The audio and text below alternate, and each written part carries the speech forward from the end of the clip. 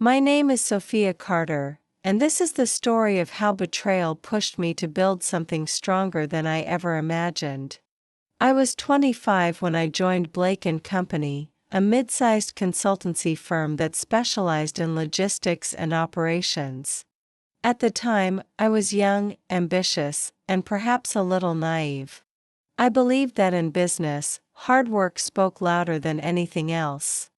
If I worked harder, delivered better, and proved my value, I thought the rest would fall into place. The first few years at the company were some of the hardest of my life.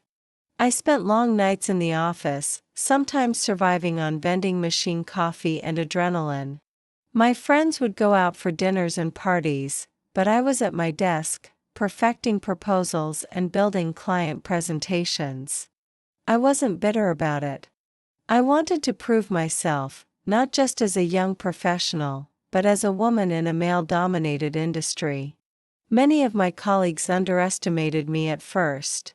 They assumed I was just another junior hire who would disappear after a couple of years.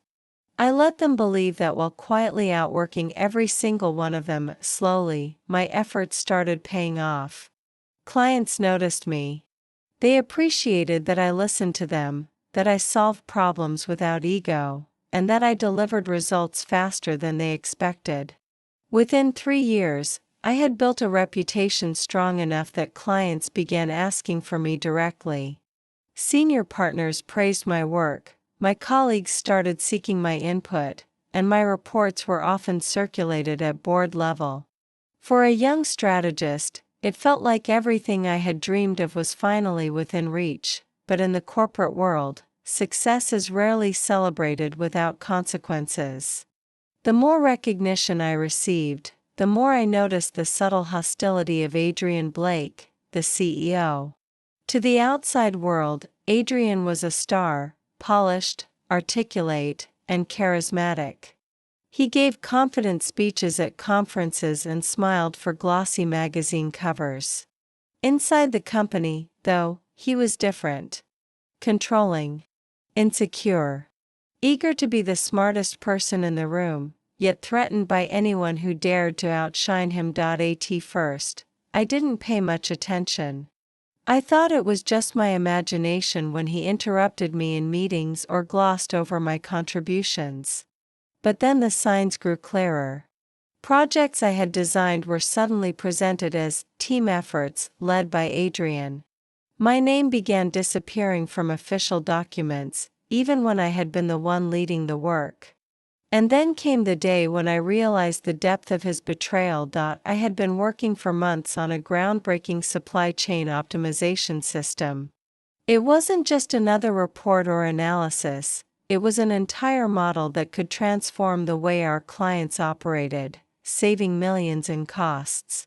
I poured my soul into that project, often staying at the office past midnight to refine it. The night before I was supposed to present it to the board, I received a last-minute email saying the presentation had been reassigned. Adrian himself would be presenting. I thought it was strange but told myself it must be part of the plan. The next morning, I sat quietly in the boardroom as Adrian walked to the front and began presenting my work as his own. He barely changed the wording. My slides, my research, my models, all credited to him. The board applauded, impressed by his innovation. And I sat there in silence, my stomach twisting into knots. A week later, HR called me into their office. My position was being eliminated, they said, as part of restructuring. I had been a valuable member of the team, but the company was moving in a different direction. The words were cold, rehearsed. I knew what was happening. Adrian had stolen my work, claimed the credit, and pushed me out to make sure I couldn't challenge his story. Walking out of that office on my last day, I felt humiliated and betrayed. But beneath the hurt, a quiet determination began to form. I wasn't going to let one man's insecurity define my future.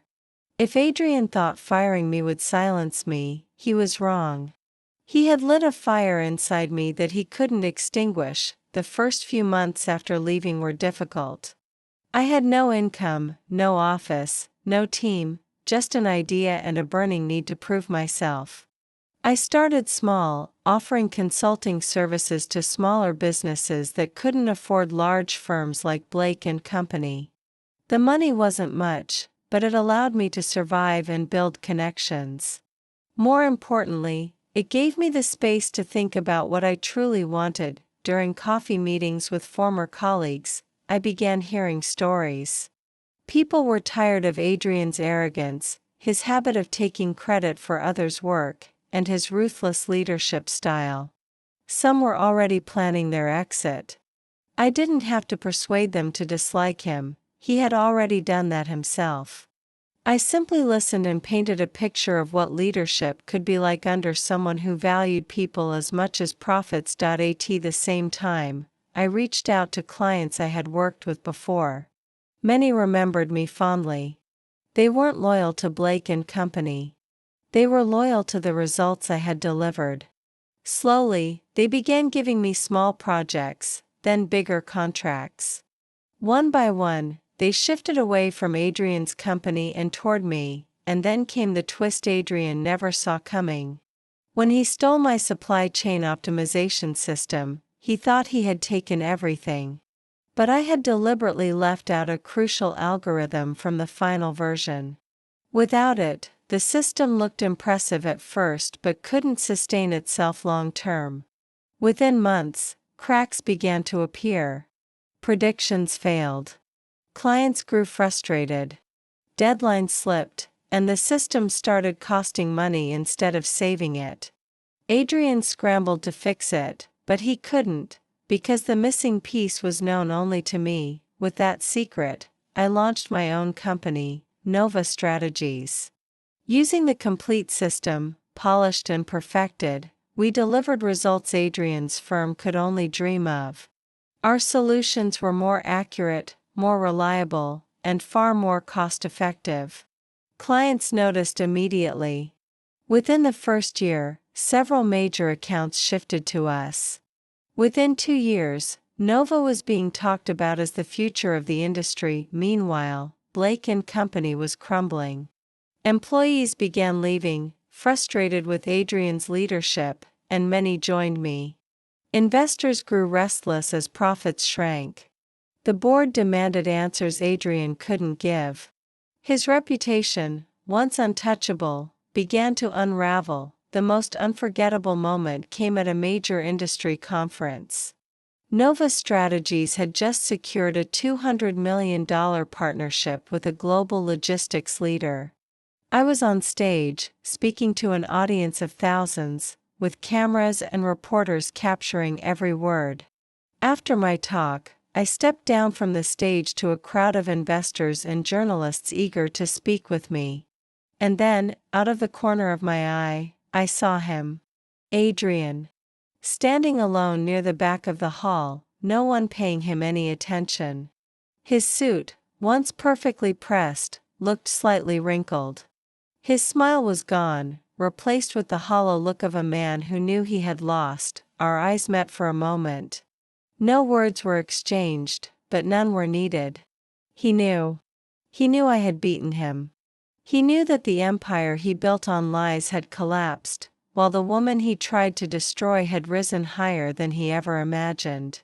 That silent recognition was the sweetest revenge I could have asked for. Within 3 years of my dismissal, Blake and Company filed for bankruptcy. Adrian quietly resigned, his name no longer respected in the industry he once dominated.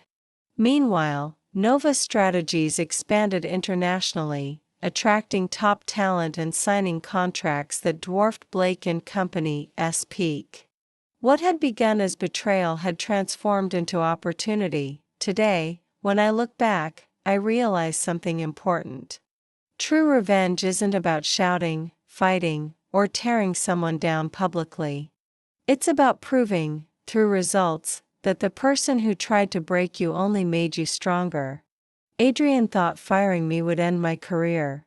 In reality, it was the spark that ignited it, and sometimes, When I sit in my office signing contracts worth more than Blake and Company's entire valuation at its peak, I think back to that moment in HR when they told me I was no longer needed. I smile to myself because they were right, in a way. I wasn't needed there anymore. My future was never meant to be built in Adrian's shadow. It was meant to be built on my own terms. He thought the story ended the day he fired me. But in truth, that was only the beginning.